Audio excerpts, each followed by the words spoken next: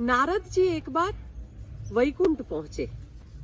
अब वैकुंठ जाके उन्होंने देखा तो वैकुंठ के दरवाजे बंद थे। अब नारद जी को लगा कि वैकुंठ के दरवाजे तो कभी बंद नहीं होते हैं, आज वैकुंठ बंद कैसे? और द्वारपाल के रूप में हनुमान जी बैठे थे। हनुमान जी से पूछा कि भाई वैकुंठ के दरवाजे बंद क्यों किए गए हैं? तो हनुमान जी ने बताया कि भगवान की आज्ञा है, नारायण ने बोला है कि भाई 2 दिन तक किसी को भी एंट्री नहीं है, वो बहुत ही इम्पोर्टेंट काम में व्यस्त है। नारद जी तो हम सबको पता है बहुत स्किलफुल है। थोड़ी सी विनती करी हनुमान जी से, हनुमान जी ने मना किया। नारद जी पहुंच गए सीधा भगवान के पास। तो नारद जी ने देखा भगवान नारायण कुछ लिख रहे हैं और बहुत ही सीरियस है, मूड भी उनका सीरियस था। नारद जी ने पूछा, भगवान ये आपने चित्रगुप्त का काम कहाँ से ले लिया? ये सब लिखा पढ़ी का काम चित्रगुप्त का है, आप कहाँ इसमें लग गए? और नारद जी ने पूछा भगवान से कि आप इतना क्या इम्पोर्टेंट चीज लिखने में व्यस्त है? तब भगवान ने बताया कि देखो मैं मेरे उन भक्तों का लिस्ट बना रहा हूँ, उन भक्तों की सूची बना रहा हूँ जो मुझे पल पल याद करते हैं, और मैं नहीं चाहता कि मेरा एक भी भक्त मुझे याद करे, मेरा स्मरण करे, मुझे पुकारे और मैं एक भी पल की देरी किए बिना उन तक पहुंच सकूं। तो मैं उनका लिस्ट बना रहा हूँ। तो नारद जी ने बोला कि बताइए बताइए, लिस्ट बताइए, मैं भी देखूं। तो देखा तो सबसे पहले नाम था नारद जी का। नारद जी तो खुश खुश हो गए, एकदम आनंदित आनंदित। फिर उनको ख्याल आया, हमारा भी होता है ना कि हमारा तो रिजल्ट निकल गया, पर बाकी सबका क्या रिजल्ट आया?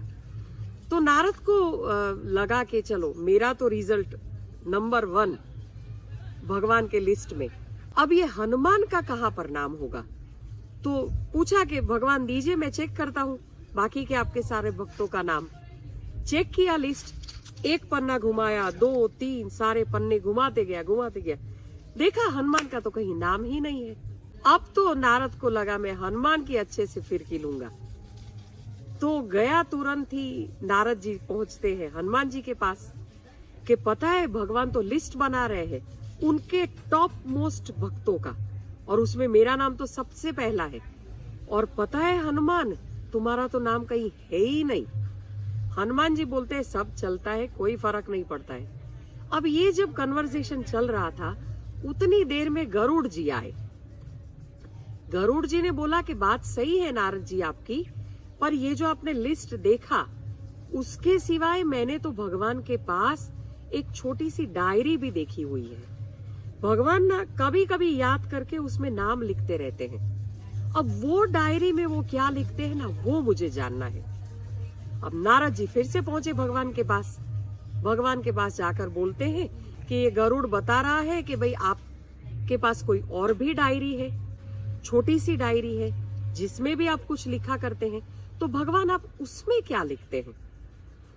तब जाकर भगवान नारायण बताते हैं कि वो जो मेरी डायरी है उसमें मैं मेरे उन भक्तों का नाम लिखता हूँ जिनका मैं स्मरण करता हूँ, जिनको मैं हमेशा याद करता हूँ, जिनकी भक्ति से मैं प्रभावित हूँ। ऐसे भक्तों का नाम, ऐसे मेरे जो भक्त हैं जिनका मैं स्मरण कर रहा हूँ, वो उन भक्तों की सूची है, उन भक्तों का लिस्ट है। तो तब नारद जी को लगता है को होता है वो तो सूची देखनी पड़ेगी। तुरंत भगवान से डायरी ली और देखा सबसे पहला नाम हनुमान जी का। और उस पल नारद का अहंकार जो गुब्बारे के जैसा बड़ा हो गया था उसमें पिन लग जाती है। देखो ये कहानी बहुत अलग अलग तरीके से बहुत कुछ समझाती है। हमें लगता है हम ही श्रेष्ठ है, पर हमेशा श्रेष्ठ के आगे भी सर्वश्रेष्ठ रहते हैं। बहुत सारे मायने हैं इस कहानी के। आप बुद्धिमान हैं, हम सब अपने अपने जीवन में इसको समझ सकते हैं।